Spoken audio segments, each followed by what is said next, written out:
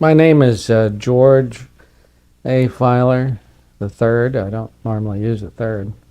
But I was in the U.S. Air Force, and my final rank was major. I don't know what else you'd like to know. Well, Have an MBA, and was a former vice president of MedCorps. In other words, I've done other things since leaving the Air Force. I was a navigator in various aircraft, tanker and transport aircraft. Flew last in C-141s at McGuire Air Force Base. I was also an intelligence officer most of my career as my desk job, so to speak. And I, in that period, frequently, briefed generals and congressmen on our capabilities and the threat to our forces. Well, I was normally, like I mentioned, a briefing officer, and I would come to work 4 o'clock or so in the morning. And on the morning of January 18th, 1978, I drove through the main gate at McGuire, and I noticed that there was red lights out on the runway, and that probably something was going on out on the runways there because of all the red lights and like police cars and fire trucks and so on. And didn't think too much about it until I got to 21st Air Force Command Post, is where I worked, and I would go in there and prepare a briefing for what was your position there? generals. I was a deputy director of intelligence for 21st Air Force, which controlled, well, half the military aircraft and flew the presidents and various VIPs and from the Mississippi River around to India. We had some 300 aircraft, and we were flying all kinds of missions, submarine crews, almost anything that had to do with the military airlift we accomplished. And this particular morning, when I went into the command post, I was met by the head of the command post, and he said that it's been a very exciting evening, that we've had UFOs in the, over the McGuire all night, and that one had apparently landed or possibly crashed at Fort Dix, and that when a military policeman came upon the alien, that he had pulled out a gun and shot them. And I said, a foreigner, an alien? I was a little bit confused by him saying alien. He says, no, an alien from outer space. He was very specific about the fact that an alien from outer space had been shot at Fort Dix, and that it had run away after being wounded and headed for McGuire. Now, McGuire and Fort Dix just have a fence between them, and this alien supposedly climbed the fence or went under it or whatever and got to McGuire and died out on the end of the runway. And the security police were out there and had captured the body, so to speak, and were guarding it. And he said that a C-141 from Wright-Patterson was coming in to pick up the plane. Now that made me stand up because I didn't realize that Wright-Patterson had C-141s. I thought Military Airlift Command was the only one who owned C-141 aircraft. So I was like, my gosh, what's going on here? And he says, we want you to brief this at the, stand-up general briefing this morning and explain what happened to everybody. And I was like, you want me to tell General Tom Sadler and everybody in the command post that, we captured an alien? And they said, yes, we want you to brief that this morning. Well, I did some checking around, and I called the 38th Military Airlift Wing Command Post to check with them to see if, in other words, the story was the same that I was getting. And they said yes, that they had heard that also. that this actually did happen, that an alien was found on the base. And later that morning, I was told that they decided not to brief it in the stand-up briefing, and so I didn't actually brief it. Now, the only other thing that was interesting is that that morning I carried what's code word down to the General Sadler's office, and I noticed some commotion going on in there, and that some of the security police people were there in rather disheveled and so on, and that General Sadler was a stickler for everybody looking perfect, and it was kind of surprising to see these people that obviously needed shaves and were in fatigues and so on there. So then I knew that that might tie into the story that I had heard. Now, after the briefing, I also went to the photo lab. Almost every day I went to the photo lab because in your briefings you have, 4 screens and you have to keep them all, filled up with pretty pictures and so on. And there they indicated that they had taken pictures of something extraordinary. And I said, well, let me see them. And the sergeant was handing it to me, and his master sergeant says he can't see those. So all I know is that they had some pictures that I wasn't allowed to see. But normally, being the general's briefer, I had never been, stopped from seeing any pictures that they had previously. There is nuclear assets on the base that they used to carry weapons back and forth to Europe and so on.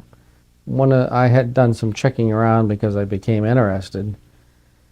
I talked to one of the security policemen who claims to have been out there, and he indicated that he essentially saw a small body that could have been like a child, but it seemed to have a larger than normal head. Now, one interesting thing is many of the key personnel on the base at that time who had a connection to this were quickly transferred from the wing commander on down, indicating that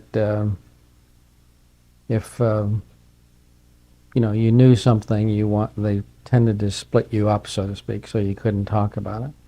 Within a matter of weeks or whatever. Now, the security policeman told me that he was transferred within a few days. Matter of fact, he was taken to Wright-Patterson within the day or two and debriefed by a number of people and essentially told not to talk about it anymore. Now, his story to me was that, they heard this going on the radios, and they heard that this chase was on, that the alien had been shot at Fort Dix and they were chasing it towards McGuire. At least for whatever reason, it chose to run towards McGuire Air Force Base, and that both the state police and the military police were, you might say, chasing this person or alien, whoever it was. They came from what looked like a UFO. As I understand it, was a disc-shaped craft. They indicated to me that the UFOs had been in the area for quite some time that evening, and that they had them on radar, and that the tower operator had seen them, and some of the other aircraft in the area had apparently seen them as well. 6 or 8 people guarding the body, and then there was the commander of the security police unit, and then we were told, a few of us in the command post, and I assume that General Sadler was briefed about it. Well, I happened to meet a lady who claimed to have been out of White Sands, and it was an engineer working out there, and she was out hiking one day, and she told me that her and a couple of her friends had come up to the top of a hill, and they could look down in this valley, but only their heads were showing, on the top of the hill. They just happened to be looking over and down the way the path was. And they had seen a UFO on the ground with couple little aliens kind of like picking up rocks and stuff, and they watched it for an extensive period. It was, several hundred yards away from them, and they got a pretty good look at it. And eventually, the aliens did see them, and they jumped in the craft and took off. But I had personally never seen anything until about 1962. We were flying tankers over England, and London Control asked us to intercept a UFO. And we happened to be done with our refueling mission, and we accepted the assignment. We were on just over the North Sea, and they asked us to fly to the center of England, and we were doing, I don't know, some 400 miles an hour in a dive down to intercept this object. And they gave us headings, and it was pretty much hovering in the rough Stonehenge area, Oxford, Stonehenge area. And we got about, I'm not exactly sure, 20, 30 miles out, and I got it on radar. And it was a very large return. We used to fly up by the Firth of Forth Bridge, which is kind of like the San Francisco Bay Bridge, but it's a very large bridge. And the return was similar to that in size and in intensity. In other words, it was a very large radar return. And obviously London Control had it on their radar, and they were vectoring us to this object. And when we got about a mile from it, as a matter of fact, we were diving on the thing, and the whole aircraft was shaking, and it just took off into space at several thousand miles an hour, almost directly up. And now this was at night. It reminded me a lot of the shuttle launch, something going up very quickly at a high rate of speed. And frankly, at least to my knowledge, we had nothing like that capability. Matter of fact, we said something about, have any kind of rocket launches from that area, and they said no, that we could just continue on our mission. So based on this lady's testimony and pretty much what we saw, I believe that there was something, going on out there. My best guess is that it was a disc-type craft, but a fat disc. At least there was lights, something like this at the top and at the bottom. It was more than just a straight plate-like object. It had a dome on the top of it. If the radar return was accurate, it was probably just guessing, 500 yards long or something. I mean, a huge thing. Something that bothered me a little bit, that they were very friendly as we're doing the intercept on the thing, and once the intercept was made and it had, essentially we chased it away, they didn't want to talk about it any further. We wrote it in the navigator's log, fairly detailed. Yeah, this is Briarwood Lake in Medford, New Jersey, and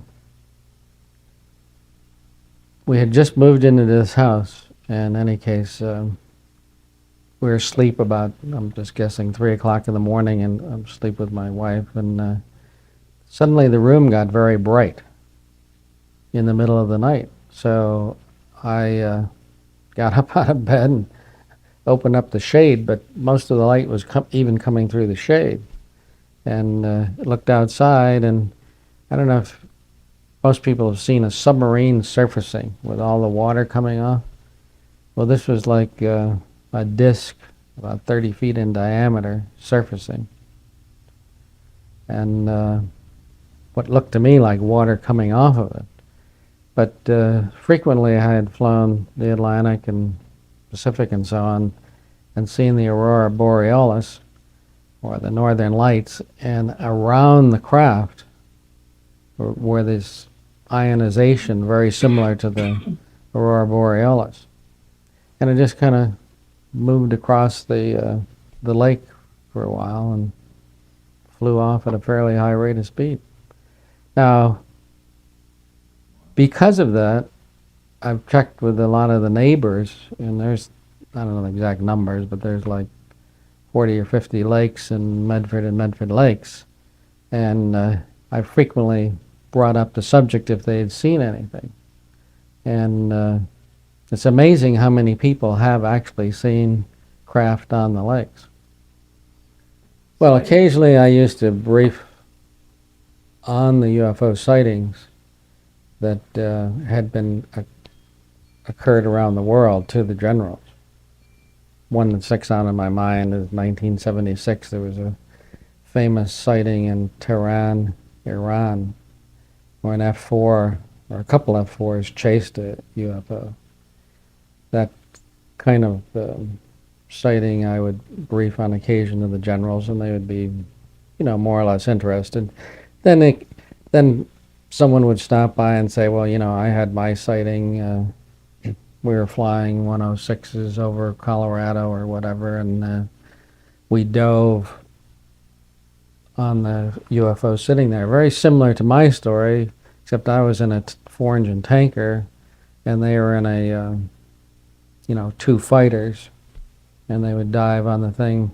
At that time, this particular colonel was telling me that the F-106 had set the world's record for speed, and they had these aircraft going as fast as they could, so to speak, diving on this UFO that was hovering in a valley in Colorado. And just like us, when they got near the craft, it took off and left them standing still, and they were doing like 1,500 or something, whatever the top speed was at that time for these aircraft in a dive. That these who is flying these have this capability that is far beyond anything we've had for years and years. I think even today, something, at least in my opinion, non-human, that has a different form of propulsion and is coming here and doing reconnaissance and taking minerals or whatever it is that they happen to be doing. There are things going on, and they are being seen. Talked to a number of astronauts who have seen them. Talked to other military pilots and the like who have seen them. And I remember Captain Ramage, who I used to work for in Athens, Greece, and he had one during the Korean War fly right off his wing, stay with him for like an hour, and do not only off his wing, but do acrobatic things around his aircraft. And I don't know the exact percentage of people, but probably 10% of the pilots and air crews that you ask about it have had sightings. A few years ago, a colonel who was in intelligence had his whole B-52 crew see it. And now, these people don't, you might say, volunteer and sit in front of the camera and tell about it, but there's an awful lot of people who have seen them. They're not sure exactly what they are and what they're doing, but they know that they have advanced capability, and they usually see some kind of a solid object that appears to be made of some kind of metal, usually a gunmetal gray. Usually with, particularly at night, people usually report various lights around them. It seems to me I was told that it was put in some kind of a, casket type thing, and taken away, so to speak, flown away.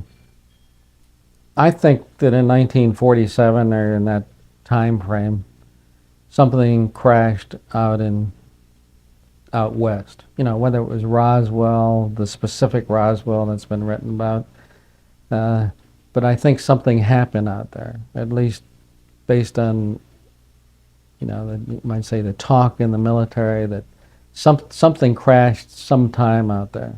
The tendency is to make things classified when you don't know what's happening. Secret, top secret, or whatever. And if it comes down from the president, it's a very high classification, probably code word above top secret. In other words, need to know, that kind of thing. And once that caveat or designation is put on something, it's very difficult to get it downgraded. I mean, you can go to the archives, and despite what they tell you, they have things going back to the Second World War that you still are not allowed to look at. And once these things are top secret or whatever, it's difficult to get it down. That it just kind of moves on and forever stays top secret or whatever. They just keep it very classified and very secret, basing it on, you can base it on the fact, for example, that, let's say this craft had advanced technological capabilities.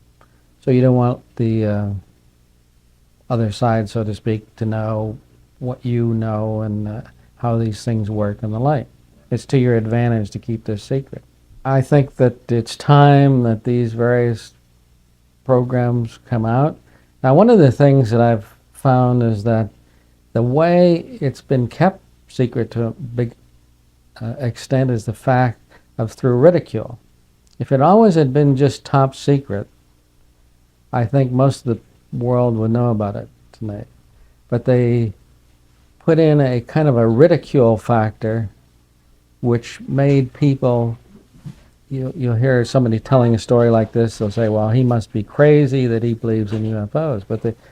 And they brought this out. When anyone saw anything, there'd be two people, we'll say one has funny hair and looks wild and so on, and the guy standing next to him is a police officer. Well, they always interviewed the wild guy and never put the police officer on the screen. My experience has been an awful lot of policemen have seen these, an awful lot of FBI have seen these, an awful lot of military has seen it, and he might like at times I used to carry nuclear weapons. And in other words, I was mentally fit to carry nuclear weapons, but I'm not mentally fit if I see a UFO. Well, this criticism and this ridicule has, I think, done more to keep the story coming out than almost anything else.